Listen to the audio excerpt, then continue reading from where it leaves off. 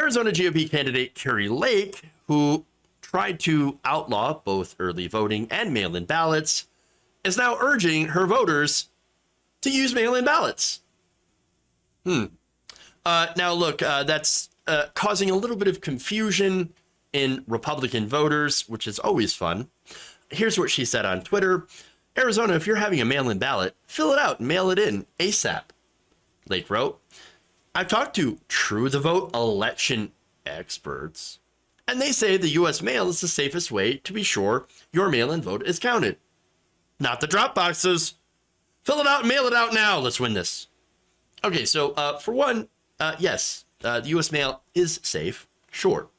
But True the Vote, they're not election experts. They're literally a group that goes around trying to intimidate Democratic voters at the polls.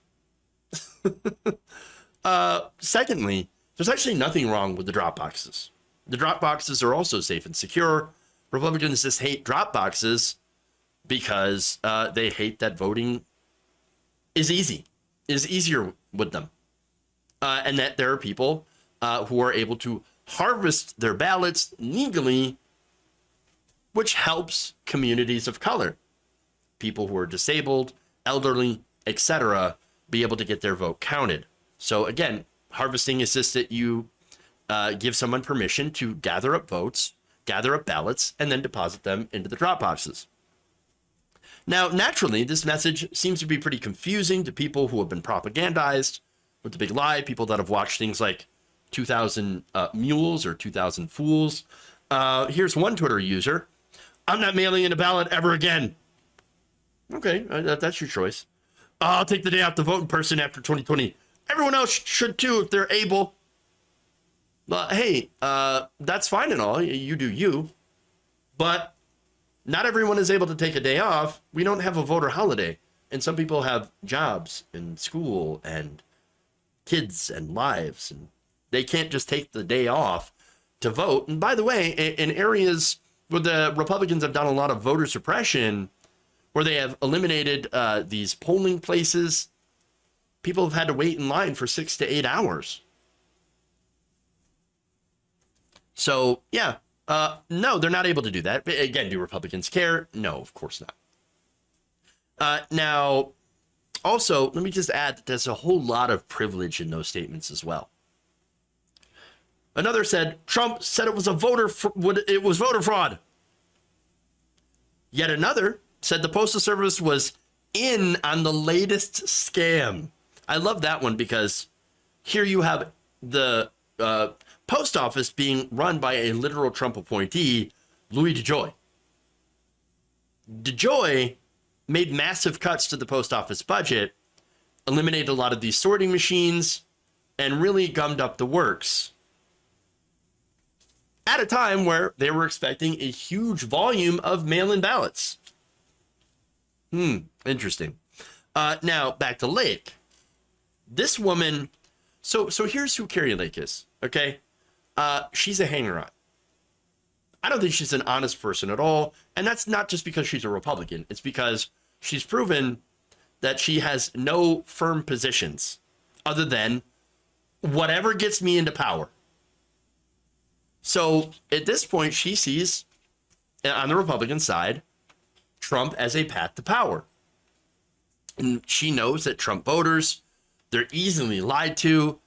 They're about the, biggest marks in the planet. They're super, super easy to take advantage of. Steve Bannon, literally stole millions of dollars from people who thought he was going to build a wall. And then he just spent it on himself. And so, look, these people, they hear what they want to hear. They think, oh, yeah, no, the election was stolen. That's what it was. Despite no evidence to back up their insane false claims. But she does that and says all these things. But we keep finding things about Kari Lake that shows that, again, she's just lying to try to get herself into power.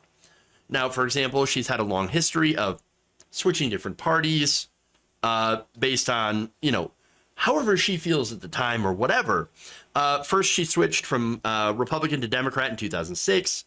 Now, she said that was because she didn't like the wars in Iraq and Afghanistan. Now, that is the correct position.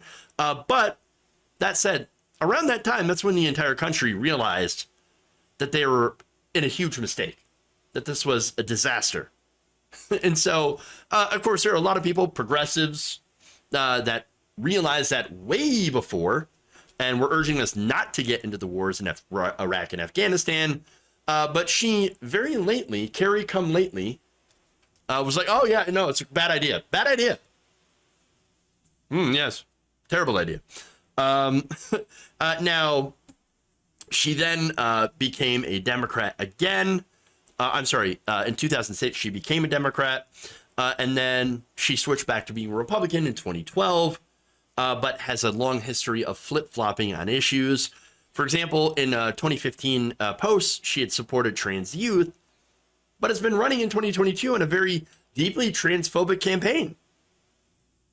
Funny enough, she's also says that, oh, I'm against drag queens because, you know, drag queen story hour and the whole groomer panic on the right wing, the culture war, the manufactured culture wars. Here's what she said in a June 17th tweet. They kick out of schools and welcome the drag queens. Based. I love it. But she said, they took down our flag and replaced it with a rainbow. Also cool. They seek to disarm Americans and militarize our enemies. Let's bring back the basics. God's guns and glory. Wow. Now, here's the thing.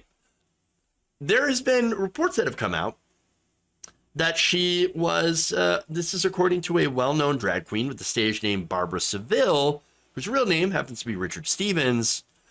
She's pretty friendly with the drag queens. Again, nothing wrong with that. Drag queens, based. Now, according to the Washington Post, Lake had attended Stevens' shows for more than 20 years and hired him once to perform at her home at a birthday party. Her child's birthday party. Oh, what's that whole thing about drag queens grooming children again? Again, we all know that that's BS, but that's what the Republican Party is saying.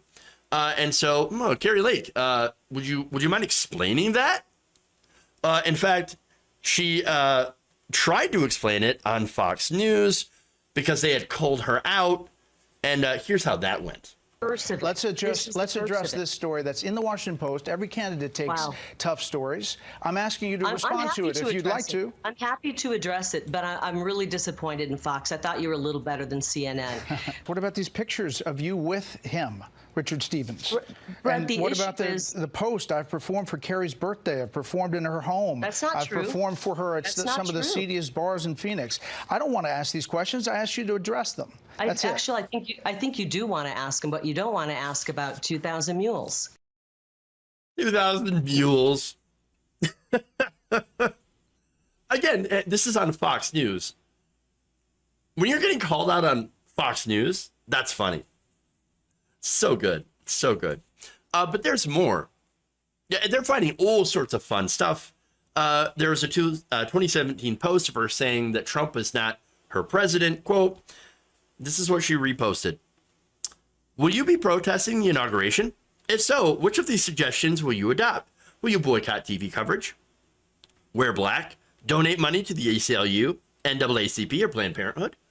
Use the hashtag #NotMyPresident? Will you unfollow Donald Trump?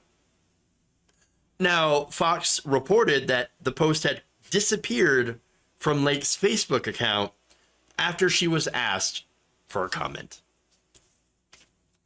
Oh, oops. Oh, no, not my president. Look, on abortion, by the way, she had also adopted anti-choice positions. Look, that's up until very recently. And so we know who she is. Kari Lake is nothing more than an opportunist. She has no pure political beliefs. If anything, she's essentially Dave Rubin. A female Dave Rubin. I have no core other than getting money and power.